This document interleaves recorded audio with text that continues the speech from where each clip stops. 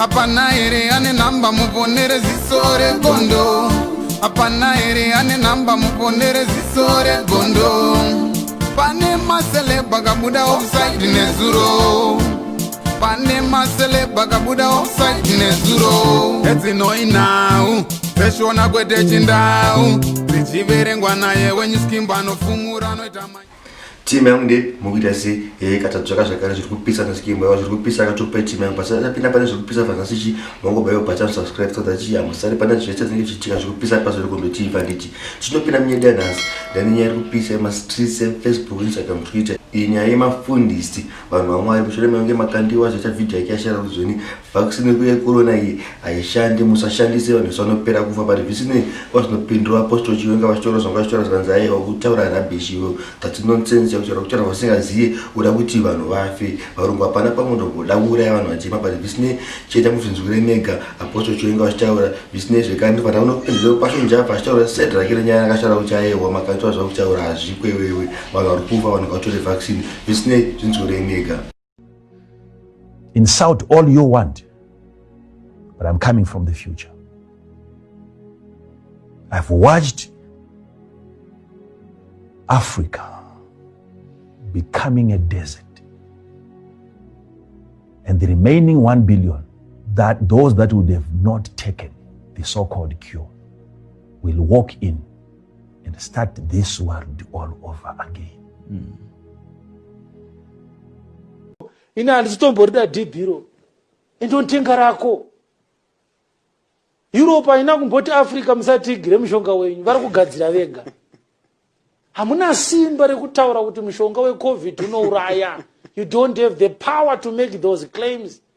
If the Europeans wanted to kill Africa, they should have done it a long time ago.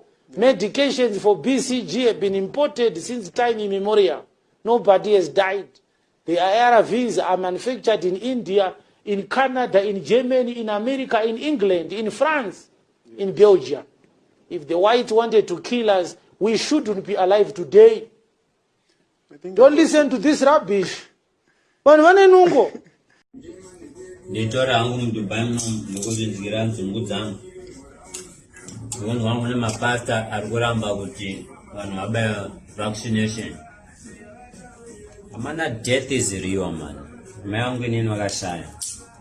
Mungwandu kutumbo batikana. Tazorara. Corona yukuraya vanhu. Mimi makati vaccination yukuraya vanhu. Saka kusiri kufande kupi. Arume death is real man. Peke makondom. Mchanu geza maoko. Colonizer. Musanzwa vasongwa kuna Sleza Fire tsakana mishikamushotira keep on subscribing zviri kupisa na Skimbo. Furahi makampani vanhu vanoda kushanda, furahi mabawa vamwe vanoda kubara, asi kumba kuchanakidza mudzimba imomo yatova maswake vanhu vari kuparadzana ndodha sikonene nekuda kwehurumende vanhu vakawanda vakaenda panyika dzakasiyana-siyana nekuda kwekuvhakacha atove mawani asi kuzodzokera pavakafa atove mawani vizhinji revanhu vakawanda vakaenda panzvimbo dzakasiyana-siyana nekuda kwekuvhakacha asi kuzodzokera pavakafa atove mawani.